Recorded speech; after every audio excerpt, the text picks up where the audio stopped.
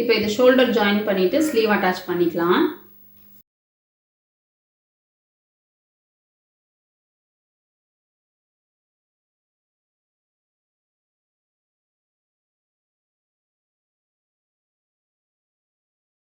Shoulder join பண்ணிட்டோம். இப்போ sleeve attach பண்ணிக்கலாம்.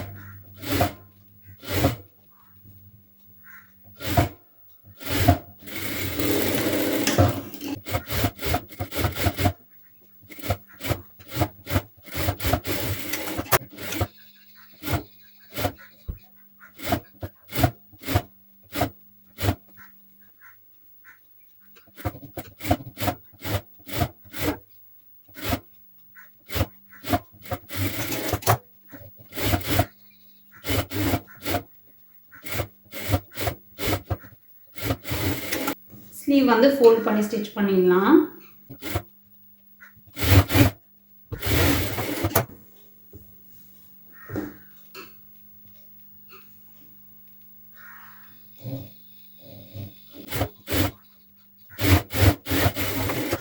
இப்போ சைட் ஜாயின் பண்ணிக்கலாம். ஸோ சைட் ஜாயின் பண்ணும்போது நம்ம பார்க்குற ரெண்டு விஷயம்தான்.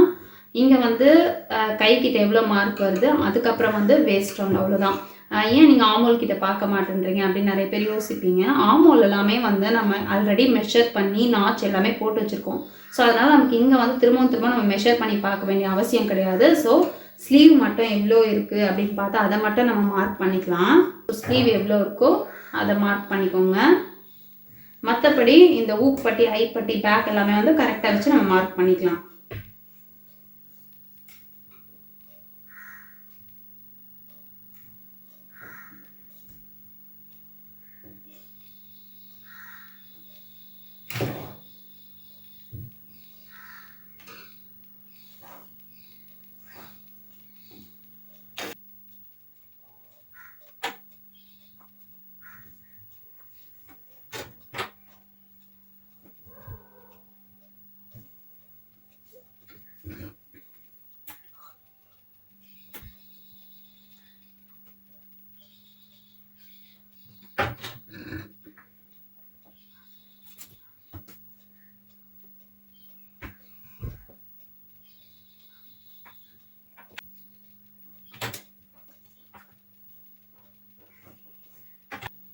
ஸோ இப்போ அப்படியே நம்ம தையல் போட்டுக்கலாம்.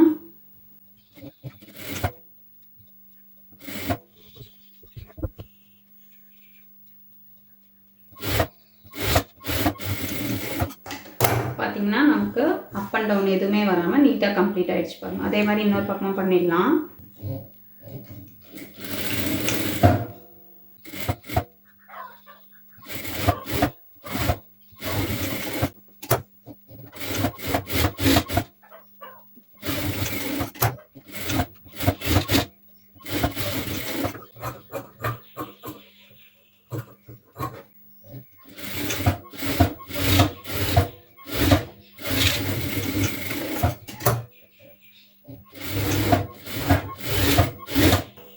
ஸோ இப்போ நம்ம கம்ப்ளீட் பண்ணிட்டோம். இங்கே பார்த்தீங்கன்னா ஆமோல் கிட்ட எந்த டிஃப்ரென்ஸுமே இல்லை பாருங்கள், கரெக்டாக ஜாயின் ஆகிருக்கு.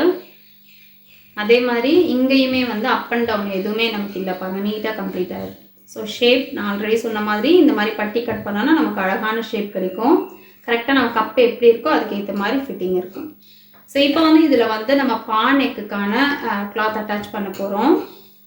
ஸோ ரவுண்ட் நெக் ப்ளவுஸ்க்கு வந்து ஸ்ட்ரைட் கிராஸ் பீஸ் கட் பண்ணோம். இப்போ வந்து பா நெக் ப்ளவுஸ்க்கு வந்து ஸ்ட்ரைட் பீஸ் கட் பண்ண போகிறோம்.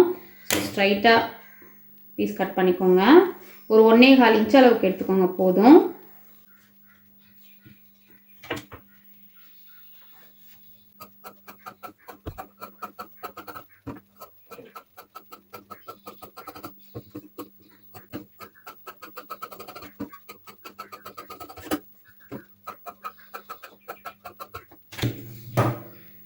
ஸோ இப்போ ஓரளவுக்கு நம்ம பீஸ் ஜாயின் பண்ணி வச்சுருக்கோம். இது எல்லாமே நம்ம நார்மலாக ஜாயின் பண்ணிக்கலாம். ஸோ கிராஸ் பீஸஸ் பண்ண மாதிரியெல்லாம் இல்லை.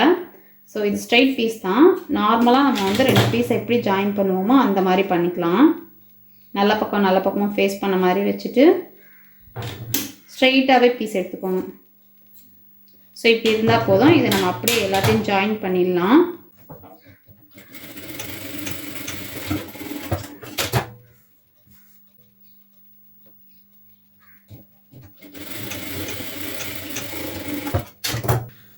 ஸோ இப்போ எல்லா பீஸையும் நம்ம ஜாயின் பண்ணிட்டோம். ஸோ தையல் ஒரு பக்கம் இருக்குல்ல, இதெல்லாம் வந்து நம்ம இப்படி நகத்தில் கீறி விட்டுட்டு ஒரு பக்கம் மட்டும் ஃபோல்ட் பண்ணி தையல் போட்டுக்கலாம். 1/4 இன்ச் அளவுக்கு ஃபோல்ட் பண்ணி தையல் போட்டுக்கலாம்.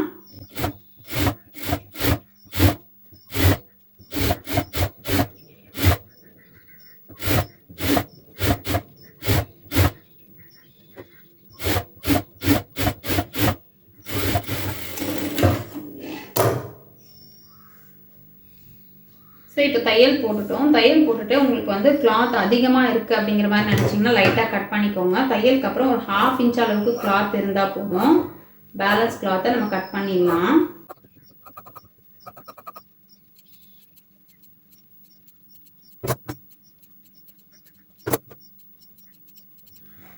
ஸோ அடிஷ்னலாக இருக்கிறத கட் பண்ணியாச்சு. இப்போ வந்து நல்ல பக்கம் மேலே வச்சுருக்கேன். ஸோ மடித்து ஸ்டிச் பண்ணோம்ல, இதுவும் மேலே இருக்குங்க பாருங்கள். நல்ல பக்கமாக ஃபேஸ் பண்ண மாதிரி இருக்கணும். வச்சுட்டு கொஞ்சம் அடிஷ்னலாக வெளியே விட்டுக்கோங்க. விட்டுட்டு 1/4 இன்ச்சை விட கொஞ்சம் அதிகமாக தையல். ஸோ இங்கே பாருங்கள் ஸ்டார்ட் பண்ணியாச்சு. ஃப்ரண்ட்டு வந்து நம்ம ரவுண்ட் நெக் தான் எடுத்திருக்கோம். ஸோ இது ஸ்ட்ரைட் பீஸ், நமக்கு வந்து அப்படியே வச்சு ஸ்டிச் பண்ண முடியாது.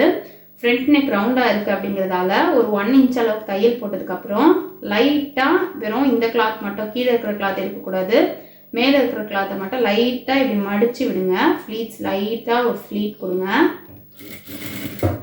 ஃபஸ்ட்டு ஒரு ஃப்ளீட்டு, அடுத்து இன்னும் ஒரு 1 இன்ச் அளவுக்கு தையல் போட்டுக்கோங்க. தையல் போட்டுட்டு திரும்பவும் இன்னொரு ஃப்ளீட், 3 ஃப்ளீட் கொடுத்தீங்கன்னா கரெக்டாக இருக்கும். ஸோ குட்டியாக ஒரு ஃப்ளீட், திரும்பவும் கொஞ்சம் தூரம் தையல் போட்டுட்டு திரும்பவும் 3ஆவதாக ஒரு ஃப்ளீட் கொடுத்துக்கோங்க. ஸோ இந்த மாதிரி கொடுத்துட்டீங்க அப்படின்னா ஃப்ரண்ட்டில் வந்து அந்த ரவுண்டுக்கு ஏற்ற மாதிரி அந்த பீஸ் செட் ஆகிடும்.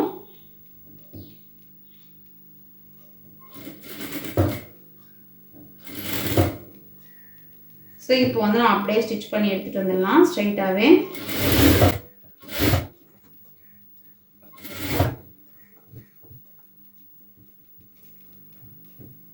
இந்த ஷேப் வர வரைக்கும் அப்படியே நம்ம ஸ்ட்ரைட்டாக எடுத்துட்டு வரலாம். இந்த ஷேப் அந்த பார்ட் டர்ன் ஆகுதுல, அதுக்கு கொஞ்சம் முன்னால் நம்ம ஸ்டார்ட் பண்ணிக்கலாம்.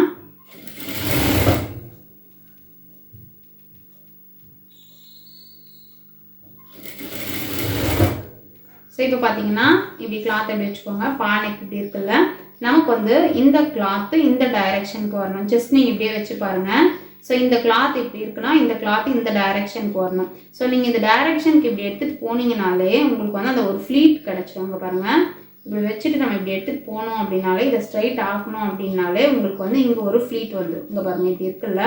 ஸோ இதை வந்து நீங்கள் இப்படியே ஃபோல்ட் பண்ணிட்டாலே உங்களுக்கு கரெக்டாக வந்துடும். புரியும்னு நினைக்கிறேன். ஸோ இப்படி இருக்குது கிளாத்து. பா ஷேப் இப்படி கரெக்டாக எடுத்து வச்சுக்கோங்க.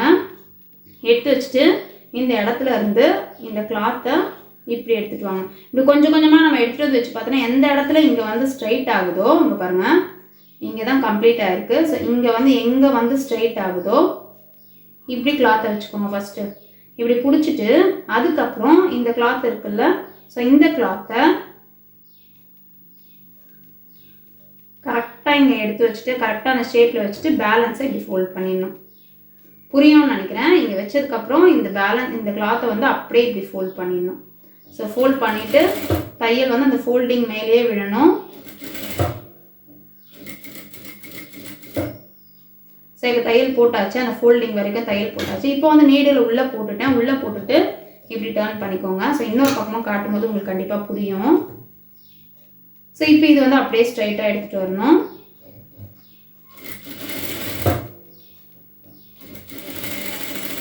ஸோ இப்போ கிட்ட எடுத்துகிட்டு வந்தாச்சு. ஒரு 1.5 இன்ச் கேப்பில் நம்ம ஸ்டாப் பண்ணிட்டோம். ஸ்டாப் பண்ணிவிட்டு இந்த கிளாத் பாருங்கள், இதை வந்து நான் இப்படி பிடிச்சிருக்கேன்.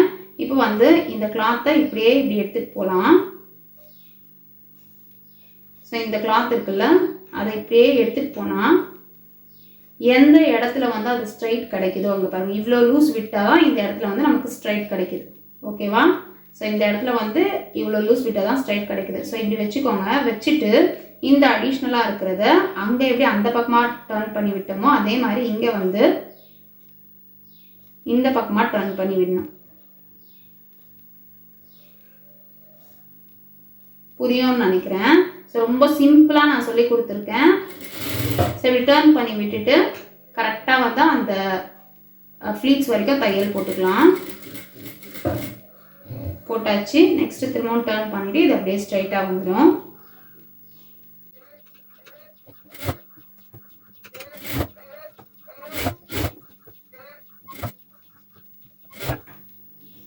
ஸோ இப்போ வந்து ஃப்ரண்ட் நம்ம வந்துட்டோம். ஃப்ரண்ட்டில் வந்து ஒரு 2 இன்ச் அளவுக்கு இறக்கி எடுத்துகிட்டு வந்துடுங்க. ஸ்ட்ரைட்டாகவே கரெக்டாக வந்துடும். அதுக்கப்புறம் 2 இன்ச்சுக்கு அப்புறம் குட்டி குட்டியாக அதே மாதிரி 3 ஃப்ளீட்ஸ் வைக்கணும். குட்டியாக ஃபோல்ட் பண்ணிக்கோங்க. மெயின் பீஸ் ஃபோல்ட் பண்ணக்கூடாது, இந்த அடிஷ்னல் பீஸ் தான். குட்டி குட்டியாக ஃபோல்ட் பண்ணிக்கோங்க.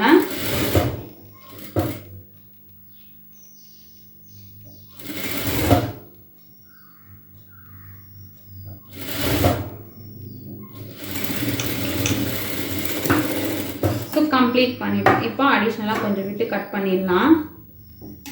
கட் பண்ணிவிட்டு இப்போ பார்த்தீங்கன்னா இந்த பானைக்கு நம்ம ஸ்டிச் பண்ணியிருக்கோம்ல, இந்த இடத்துல கரெக்டாக அந்த பா ஷேப் வரைக்கும் கிட்ட போயிட்டு த்ரெட்டை கட் பண்ணிடக்கூடாது, பட் கிட்ட போகணும்.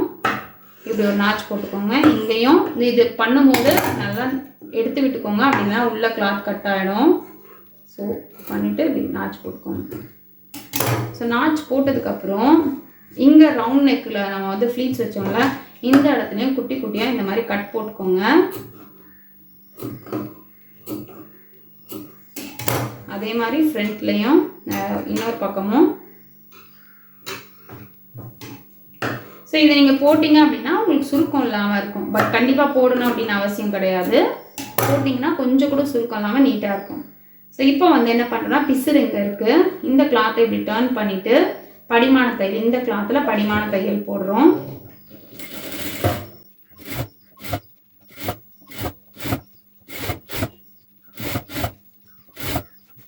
ஸோ இங்கே பாருங்கள், இங்கே நம்ம ஒரு ஃப்ளீட்ஸ் வச்சுருக்கோம். அது உங்களுக்கு தெரியும்னு நினைக்கிறேன். ஸோ அந்த ஃப்ளீட் வந்து இந்த இடத்துல ஸ்டார்ட் ஆகிருக்கு. ஸோ ஃப்ளீட் இப்படி இருக்குது. படிமான தையல் எப்படி போட்டுட்டு வரோம்னா, இந்த ஃப்ளீட்டோட எண்டு வரைக்கும் போட்டுடுறேன். பட் அந்த ஜாயின் பண்ணுற இடத்துல நீடில் தூக்கிடுறேன். தூக்கிட்டு இப்படி டர்ன் பண்ணிக்கலாம். டர்ன் பண்ணிவிட்டு அந்த மிடில் மட்டும் அந்த ஒரே ஒரு நீடில் மட்டும் நம்ம படிமான தையல் போடாமல் எடுக்கலாம். திரும்பவும் அப்படியே அந்த படிமான தையலை கண்டினியூ பண்ணலாம். அதே மாதிரி தான் இந்த பக்கம் வரும்போதும். ஸோ படிமான தையல் போட்ட அப்புறம் நீங்கள் வந்து ஹெம் பண்ணிக்கலாம். நான் வந்து ரவுண்ட் நெக்கில் பண்ண மாதிரி தான் இதில் ஸ்டிச் தான் பண்ண போகிறேன். நல்லா இப்படி டர்ன் பண்ணி வச்சு இந்த கிளாத்தை உள்ளே இன்சர்ட் பண்ணி ஸ்டிச் பண்ணிக்கலாம்.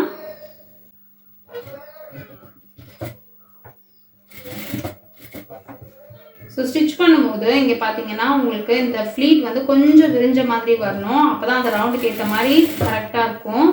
நம்ம கொடுத்தோம்ல அந்த ஃப்ளீட் வந்து கொஞ்சம் லைட்டாக விரிஞ்ச மாதிரி இருக்கணும்.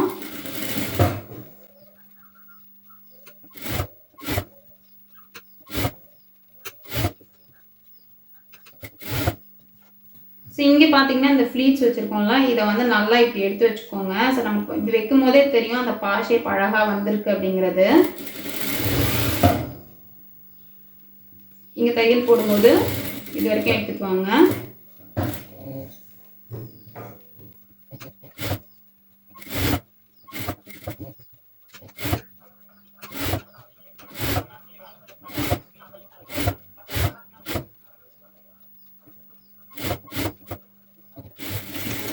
ஸோ நம்மளோட கிளாஸில் வந்து cross cutting with boat neck blouse வந்து கம்ப்ளீட் பண்ணிட்டோம்.